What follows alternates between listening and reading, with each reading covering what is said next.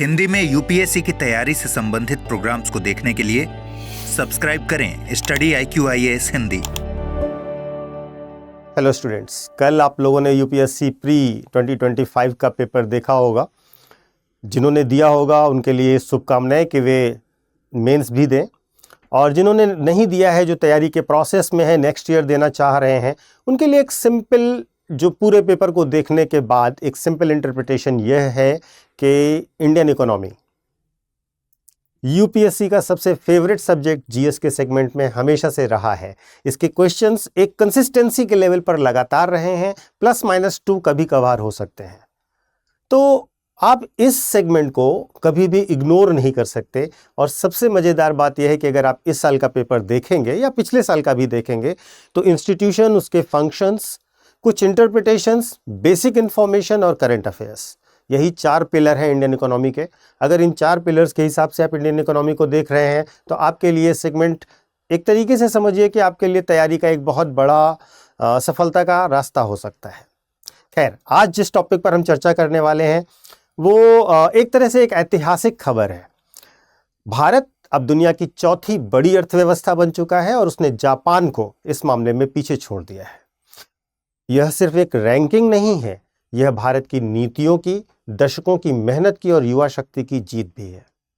नीति आयोग के मुख्य कार्यकारी अधिकारी यानी कि CEO VVR सुब्रमण्यम ने यह घोषणा की है कि भारत अब दुनिया की चौथी बड़ी अर्थव्यवस्था बन गया है।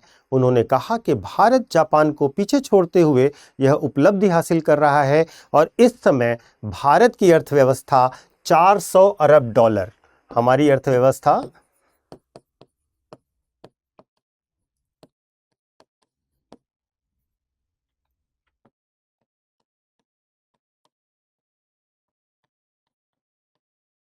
$4,000 अरब यानी कि $4 ट्रिलियन इकोनॉमी हमारी इकोनॉमी हो गई है।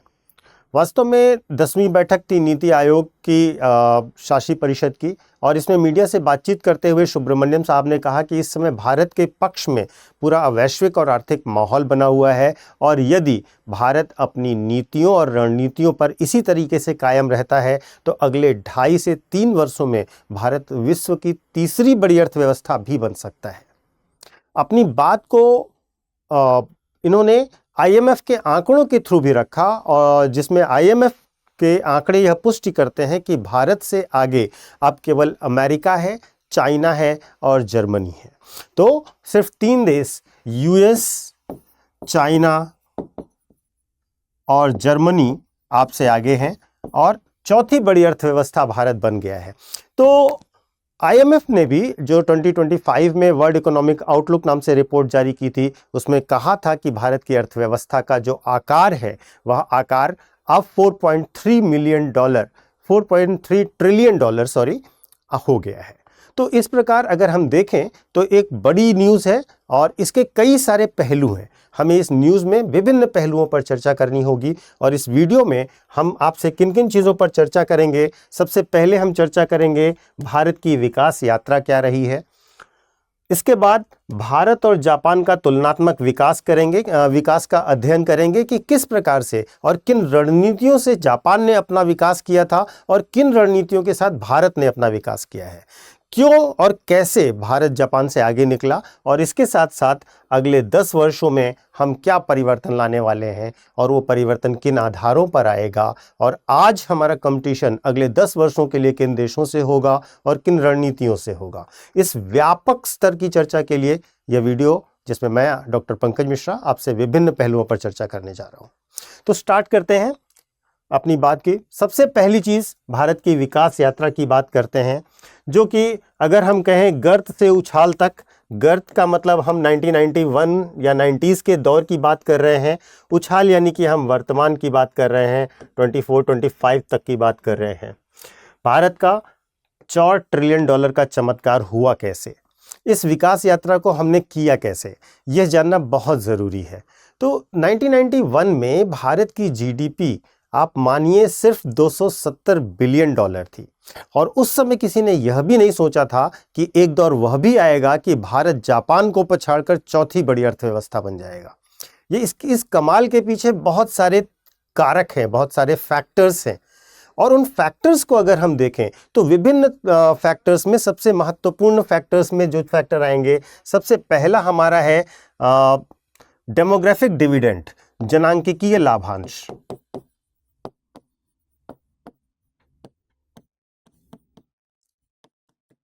आप हमेशा सुनते होंगे भारत एक युवा देश है। प्रधानमंत्री भी जहां विदेशी यात्रा पर जाते हैं हमेशा कहते हैं भारत एक युवा देश है। वास्तव में देखें तो विश्व के विकसित राष्ट्रों और तेजी से बढ़ी हुई अर्थव्यवस्थाओं में भारत वो अकेली व्यवस्था है जहां पर बहुत ज़्यादा यूथ पॉपुलेशन है, और जो यूथ हमारी वर्कफोर्स में एंटर कर रही है उसके पास प्रोडक्टिविटी भी बहुत सारी है और कंजम्पशन भी बहुत सारा है। और इस वजह से क्या हो रहा है, उत्पादकता भी हमारी अच्छी है और हमारा उपभोग भी अच्छा है, क्योंकि युवा पीढ़ी उत्पादकता में बेहतर काम कर सकती है और जाहिर सी बात है इनकम अधिक होने पर उपभोग की प्रवृत्ति भी बढ़ती है। दूसरा बड़ा कारण जो हम कह सकते हैं भारत में, वो मध्यम वर्ग का उदय है। मिडिल क्लास जो है, अगर आप देखेंगे 1990 के बाद से भारत में मिडिल क्लास एक स्ट्रॉन्ग मार्केट, एक स्ट्रॉन्ग कंज्यूमर मार्केट बन के उभरता है, और इस मिडिल क्लास का लगातार विकास और विस्तार दोनों चीज़ें हो रही हैं। इससे क्या हो रहा है कि जो स्पेंडिंग है, जो खर्च है अर्थव्यवस्था में, जो मनी का रोटेशन है, वो बहुत तेज़ी से बढ़ रहा है। अगर आप ध्यान देंगे तो इस बार के बजट में भी वित्त मंत्री ने कहा था, जब उन्होंने इनकम टैक्स रेट्स को लिबरेट किया था, सस्ता किया था, लोगों के टैक्स के स्लैब बड़े किए थे और कहा था कि अब जो है 12 लाख रुपए तक की इनकम पर कोई टैक्स नहीं लगाएंगे। तो बेसिक मोटिव क्या था, लोगों की स्पेंडिंग पावर को बढ़ाना। और जब हमारे पास एक बड़ा मध्यम वर्ग है तो जाहिर सी बात है यह बड़ा मध्यम वर्ग जो है, जो घरेलू आर्थिक गतिविधियां हैं, उनमें एक बहुत बड़ा योगदान करता है उनके चलाने पर, उसमें खर्च करने पर। तो ये घरेलू, इसका आप लिंक कर सकते हैं घरेलू आर्थिक गतिविधियों से।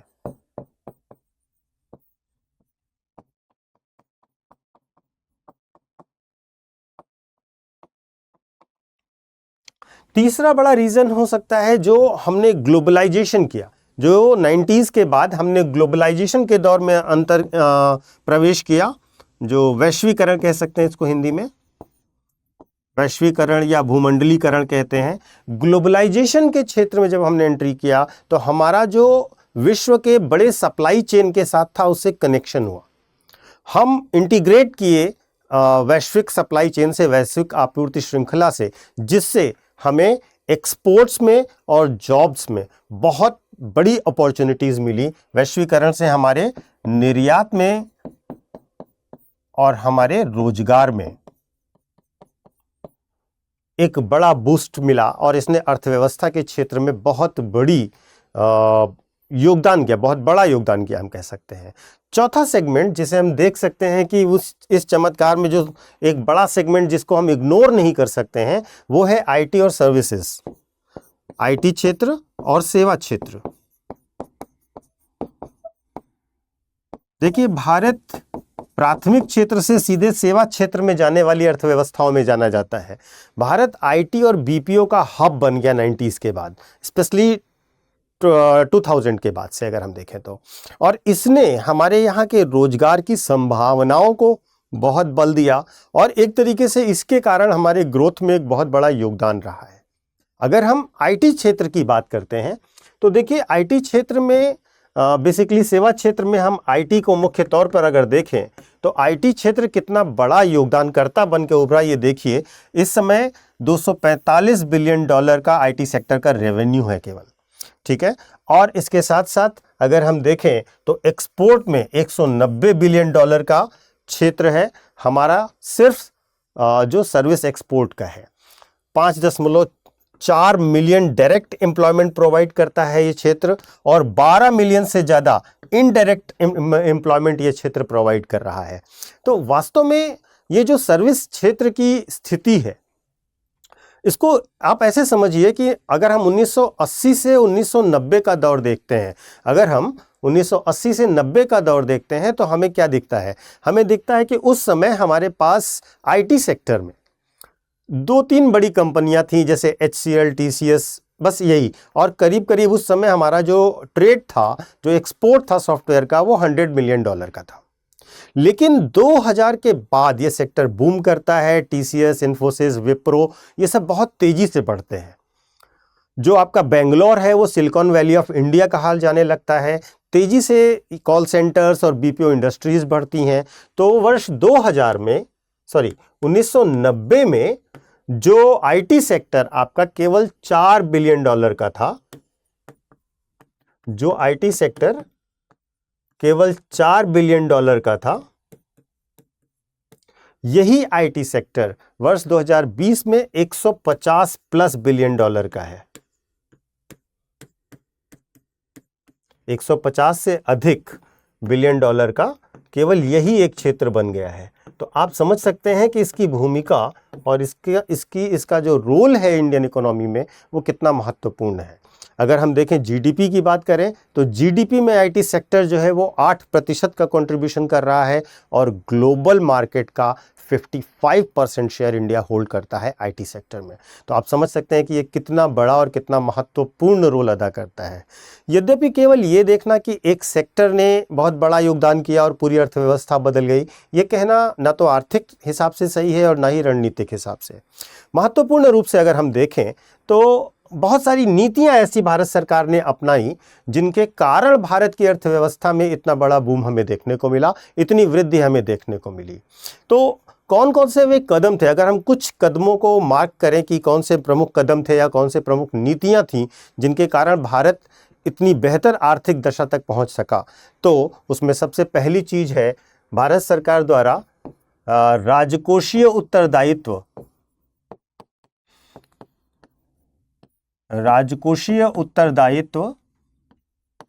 और आप देखेंगे जब प्री का पेपर तो इससे रिलेटेड क्वेश्चंस आपको लगभग हर साल 2 साल में मिलेगा, है ना, जिसको हम फिस्कल रिस्पॉन्सिबिलिटी कहते हैं। एफआरबीएम एक्ट बेसिकली हम मेंशन करना चाहेंगे।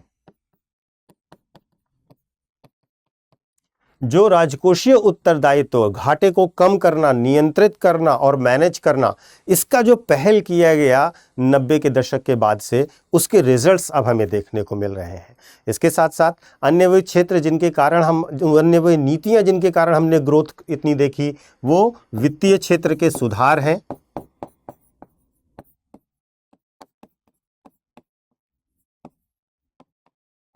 वो फाइनेंशियल सेक्टर्स के रिफॉर्म्स हैं जिसमें मुख्य तौर पर बैंकिंग सिस्टम और शेयर मार्केट, जिसको हम कैपिटल मार्केट कहते हैं, अगर हम मुख्य तौर पर कहें बैंकिंग सेक्टर में बहुत सारे सुधार किए गए। और साथ ही साथ सुधार के साथ साथ टेक्नोलॉजिकल एडवांसमेंट्स भी किए गए, तकनीकीगत विस्तार भी किए गए बैंकिंग क्षेत्र में। और कैपिटल मार्केट में भी जो पूंजी बाजार है, इसमें भी बहुत सारे सुधार किए गए और इन सुधारों के परिणाम स्वरूप भारतीय मार्केट बहुत कॉम्पिटिटिव, सर्विस ओरिएंटेड और कस्टमर ओरिएंटेड हुआ है। इसके साथ साथ अगर हम अन्य नीतियों में देखें तो जो लिबरलाइजेशन का स्टेप रहा, जिसको हम डीरेगुलेशन भी कह सकते हैं, जिसको हम उदारीकरण भी कह सकते हैं, इसने भी बहुत बड़ी भूमिका निभाई। विभिन्न क्षेत्रों को निजी क्षेत्रों के लिए खोला गया, कंपटीशन इसमें इंक्लूड किया गया, अलग अलग तरीके से इन्वेस्टमेंट्स को आकर्षित किया गया और इसने हमारे सेक्टर्स, डिफरेंट सेक्टर्स में ग्रोथ में बहुत बड़ी भूमिका निभाई। इन सब के साथ एक वह पॉलिसी जो बहुत इंपॉर्टेंट रही और जिसने ह्यूमन कैपिटल फॉर्मेशन में बहुत बड़ा रोल अदा किया है, और वह है इन्वेस्टमेंट इन एजुकेशन, यानी कि शिक्षा में निवेश। अगर आप देखें तो भारत में उच्च शिक्षा में बहुत ही एडवांसमेंट्स भी हुए हैं और एनरोलमेंट भी अच्छे हुए हैं। तो निश्चित तौर पर इस तरीके की जो नीतियां रहीं, इन नीतियों ने ही भारत को इस ग्रोथ के लेवल तक लाया है। और जैसा कि वीवीआर सुब्रमण्यम साहब ने कहा कि अगर हमारी नीतियां और बेहतर ढंग से कार्यान्वित होती रहीं और वैश्विक ट्रेड के लिए जैसी हम रणनीतियों को अपना रहे हैं, अगर हमने उन रणनीतियों को अपनाते रहा तो निश्चित तौर पर इसका फायदा भारत की अर्थव्यवस्था को मिलेगा और 2.5 से 3 साल में ही हम 3rd लार्जेस्ट इकोनॉमी भी बन सकते हैं। तो अब हमें ये देखना चाहिए कि ये क्या वास्तव में भारत की रणनीति का उदय है या जापान की रणनीति का डाउनफॉल है। हम एक तुलनात्मक अध्ययन करते हैं भारत और जापान का, क्योंकि जापान आर्थिक विकास के मामले में बहुत सारे देशों का आदर्श भी रहा है। जापान ने क्या किया और भारत ने क्या किया और उसके परिणाम क्या हुए, इसको बहुत ध्यान से समझने वाली चीज़ है। क्योंकि अगर आप ध्यान से देखेंगे तो सेकेंड वर्ल्ड वॉर के बाद जापान पूरी तरह बर्बाद होता है और वो उठना शुरू करता है, अपने आप की रीशेपिंग शुरू करता है। और लगभग ये वही दौर है। 1947 जब भारत भी आज़ाद हुआ तो 1947 में भारत आज़ाद हो रहा है, जापान सेकेंड वर्ल्ड वॉर के बाद अपने आप को रीबिल्ड कर रहा है। अब देखिए क्या हुआ, अगर हम देखें जापान की बात करें और भारत की बात करें। जापान ने क्या किया, जापान ने टोयोटा, सोनी जैसी कंपनियां बनाकर दुनिया पर राज किया। तो भारत ने टीसीएस और इन्फोसिस बनाकर राज किया। दो अलग अलग देश, दो अलग अलग रणनीतियां, लेकिन भारत आगे निकल गया। हम देखते हैं भारत आगे क्यों निकला। जापान ने क्या किया, जापान ने, अगर हम जापान की बात करें, तो जापान ने क्या किया, जापान ने हैवी मैन्युफैक्चरिंग पर फोकस किया। सबसे ज्यादा इन्होंने क्या किया, हैवी मैन्युफैक्चरिंग पे फोकस किया।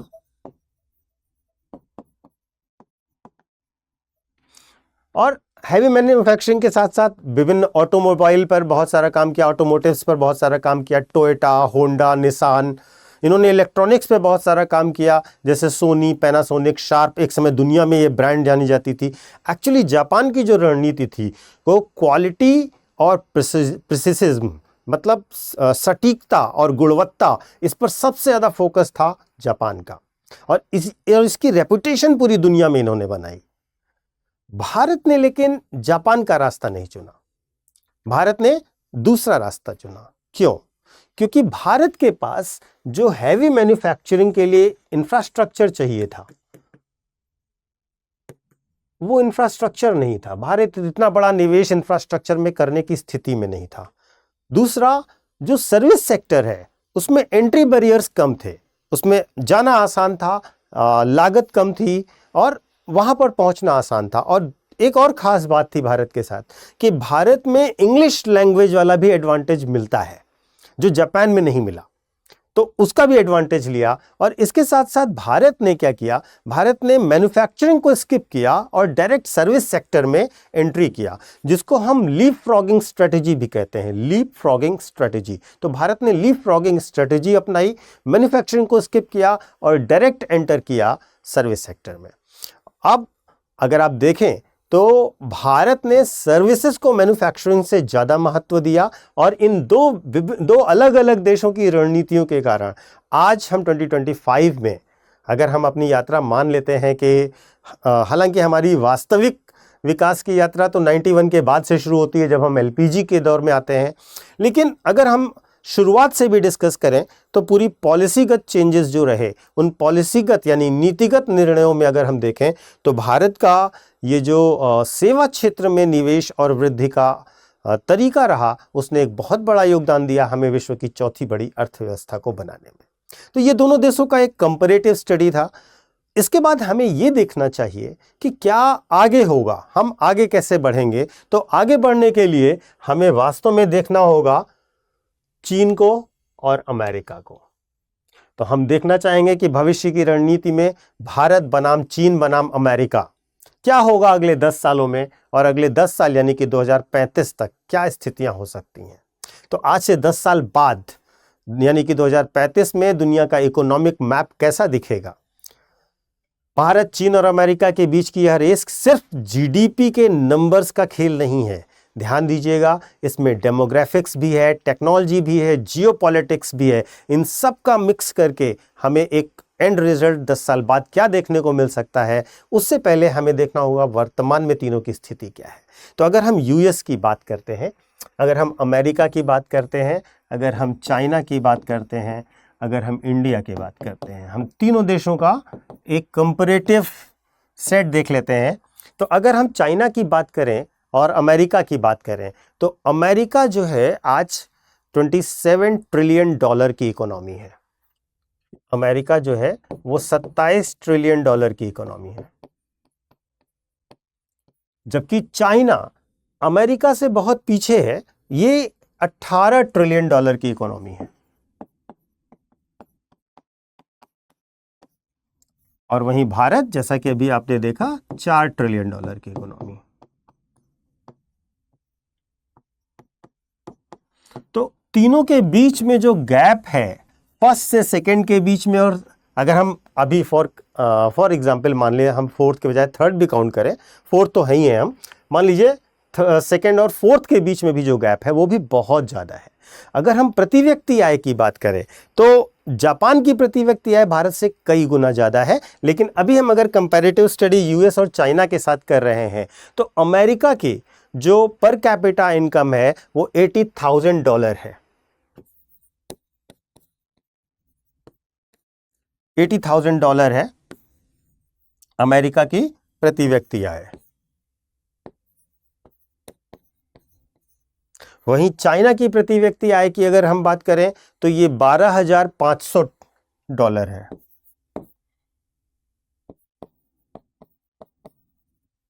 जबकि भारत की प्रति व्यक्ति आय बहुत ही कम है, ये $2,800 है। तो अगर प्रति व्यक्ति आय के हिसाब से देख रहे हैं तो गैप देखिए बहुत ज़्यादा है। अमेरिका और भारत में तो बहुत ही ज़्यादा है। अगर ग्रोथ रेट की भी बात करें तो ग्रोथ रेट के मामले में भारत बहुत ही आकर्षक स्थिति में है, उल्लेखनीय ग्रोथ रेट है भारत की। तो अगर हम ग्रोथ रेट की बात कर रहे हैं तो ग्रोथ रेट में अगर हम देखें तो भारत की ग्रोथ रेट जो है, इसका फोरकास्ट ये कह रहा है कि भारत की ग्रोथ रेट 6 से 7% की दर पे रहेगी, जबकि चीन की जो ग्रोथ रेट है वो 4 से 5% रहेगी। और ये थोड़ा लो डाउन भी हो सकती है क्योंकि यहाँ पर एजिंग पॉपुलेशन का बहुत बड़ा प्रॉब्लम है और इनका डेप्ट भी बढ़ता जा रहा है। जबकि अमेरिका की अगर हम बात करें तो अमेरिका में 2 से 3% की ही जीडीपी ग्रोथ होनी है, ठीक है। ये लेकिन स्थिर ग्रोथ रेट है, ये इतनी ग्रोथ रेट ये हमेशा पाते रहते हैं। और हालांकि इस समय इनके पास इन्फ्लेशन का एक बड़ा मुद्दा आ सकता है, जैसा टैरिफ का पॉलिसी अपना रहे हैं ट्रम्प साहब, तो निश्चित तौर पर आगे या तो इनको डिवैल्यूएशन करेंसी का करना पड़ेगा या इन्फ्लेशन का प्रॉब्लम आएगा, तो ये तो होगा ही होगा। तो ये तो एक कंपैरेटिव स्थिति देखिए कि अगले 10 साल में हम कहाँ देख रहे हैं। मतलब भारत की आज की स्थिति ये है, चाइना की स्थिति ये है और अमेरिका की स्थिति ये है। इसमें एक और पहलू भी है जिस पर हमें ध्यान देना चाहिए, और वो पहलू है परचेजिंग पावर पैरिटी का, पीपीपी मॉडल का। अगर हम पीपीपी की बात करें, परचेजिंग पावर पैरिटी की बात करें, तो भारत विश्व की थर्ड लार्जेस्ट इकोनॉमी है, तीसरी सबसे बड़ी अर्थव्यवस्था है परचेजिंग पावर पैरिटी के मामले में।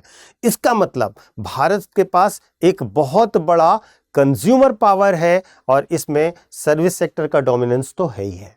तो ये आज की स्थिति है, लेकिन इसके बाद क्या होगा, क्या चीजें असर करेंगी और किस तरीके से भारत के लिए अगली संभावनाएं बनेंगी। तो देखिए, एक बात का ध्यान रखिएगा, जो मैंने सबसे पहली बात कही थी डेमोग्राफिक डिविडेंड का। भारत 2024 में विश्व का सबसे युवा देश बन गया है।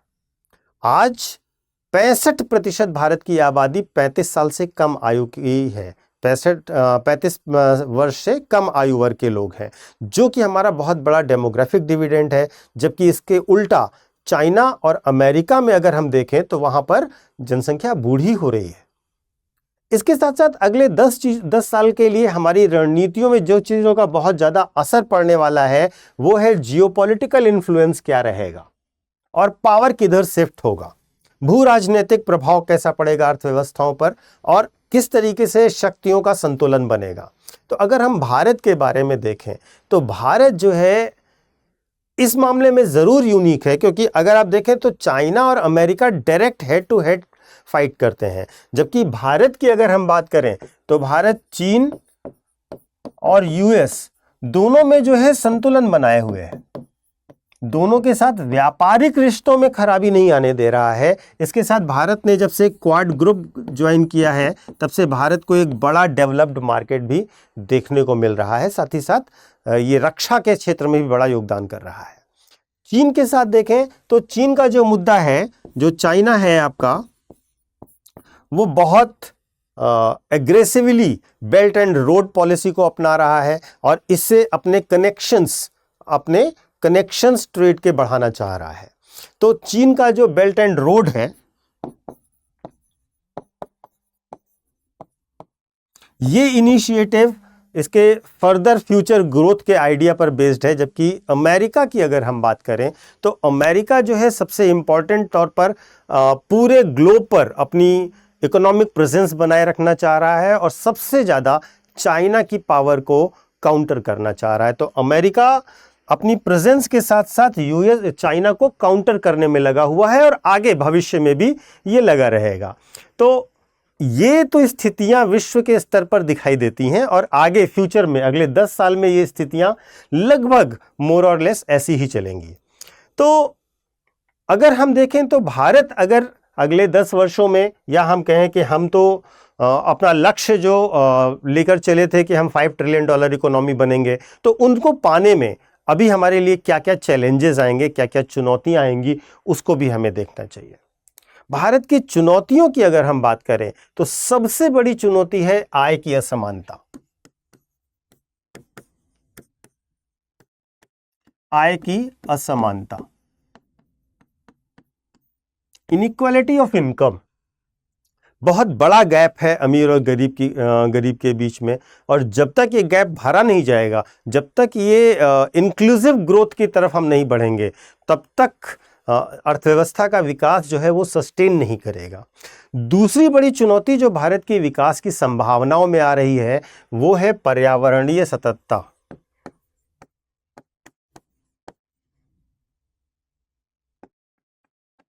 एनवायरमेंटल सस्टेनेबिलिटी, क्योंकि विकास की जो एक कॉस्ट है ना, विकास की जो एक लागत है, वो कहीं ना कहीं एनवायरमेंट पर असर जरूर डालती है, और हमें एनवायरमेंटल बैलेंस के साथ साथ अपनी ग्रोथ को भी मैनेज करना पड़ेगा। और ये हमारे लिए ज़्यादा बड़ी प्रॉब्लम आई है क्योंकि ग्लोबल वार्मिंग और उसके प्रभाव कृषि और बाकी सारी चीज़ों पर आपको क्लियर दिखाई दे रहा है। तो हमें सस्टेनेबल प्रोसेस अपनाना पड़ेगा। तीसरा बड़ा काम जिसको हमारे लिए सबसे ज़्यादा जरूरी माना जा सकता है वो सामाजिक अवसंरचना का विकास करना है। सामाजिक अवसंरचना, सामाजिक अवसंरचना यानी कि सोशल इंफ्रास्ट्रक्चर का विकास करना,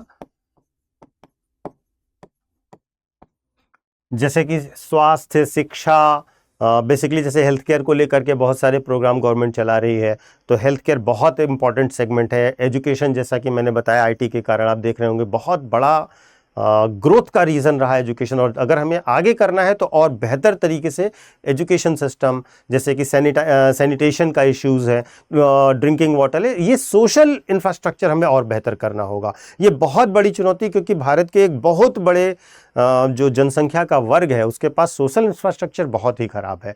और अगर हम लास्ट बात करें, अगर हमें करना है, हमें ये ग्रोथ प्राप्त करनी है, तो गवर्नेंस, हमें गवर्नेंस को अपडेट करना होगा, करप्ट जो प्रैक्टिसेस हैं उन्हें ख़त्म करना होगा, effective efficient governance model develop करने होंगे, पीपल फ्रेंडली होने चाहिए। अगर हम ऐसा कर पाए तो निश्चित तौर पर हम अपना लक्ष्य प्राप्त कर पाएंगे। इन सब चीज़ों के साथ अगर हम देखें कि 2035 तक कैसी स्थितियां बन सकती हैं, तो हम ये मान के चल सकते हैं कि टेक्नोलॉजी और फाइनेंस में तो अमेरिका लीडर रहेगा, लेकिन एक मैन्युफैक्चरिंग पावर के तौर पर चाइना भी साथ में रहेगा। भारत के साथ यह है कि भारत सेवा क्षेत्र में तो बेहतर विकास करेगा ही करेगा, तेजी से बढ़ती हुई अर्थव्यवस्था भी बना रहेगा, और जो इसका डेमोग्राफिक एडवांटेज है वो इसके साथ रहेगा। तो इस प्रकार आज के वीडियो में हमने देखा कि अर्थव्यवस्था को कितने प्रकार से और किन किन नज़रिए से हम देख सकते हैं, और भारत और जापान दोनों के कंपैरेटिव एनालिसिस के बाद हमने यह भी देखा कि भारत, चीन और अमेरिका अगर हम देखें तो अगले 10 साल में कौन किस तरीके से आगे बढ़ने वाला है। ध्यान दीजिएगा, ये कोई रेस नहीं है जो जीरो सम गेम चल रहा हो, जहां पर तीनों इकोनॉमीज अपनी स्ट्रेंथ के साथ साथ ग्रो करेंगी, लेकिन भारत के साथ उसका डेमोग्राफिक डिविडेंड बहुत बड़ा एडवांटेज है, एक बड़ा मिडिल क्लास है, एक बड़ा मार्केट है। लेकिन हम इसका जब तक सही से इस्तेमाल नहीं करेंगे, प्रॉपर और ऑप्टिमाइज्ड यूटिलाइजेशन नहीं करेंगे, तब तक ये संभव नहीं होगा। तो आज के वीडियो में हम लोगों ने जो चर्चा करी वो इन सब बिंदुओं पर थी। मैं उम्मीद करता हूं आप कमेंट करेंगे और बताएंगे कैसा लगा, या आप किसी अन्य विषय पर कुछ जानना चाहें तो कमेंट कर सकते हैं। मुझसे कनेक्ट होने के लिए आप टेलीग्राम पर मुझे फॉलो कर सकते हैं। ये मेरा टेलीग्राम चैनल है यूपीएससी मेंटोर पंकज सर, और ये लिंक है, आप चाहें तो इससे स्कैन करके टेलीग्राम ज्वाइन कर सकते हैं, जहाँ पर आपको करंट अपडेट्स और न्यूज़ और इस तरीके के PPTs वगैरह मिलेंगे। Thank you so much. Hindi में यूपीएससी की तैयारी से संबंधित प्रोग्राम्स को देखने के लिए सब्सक्राइब करें स्टडी IQ IAS हिंदी।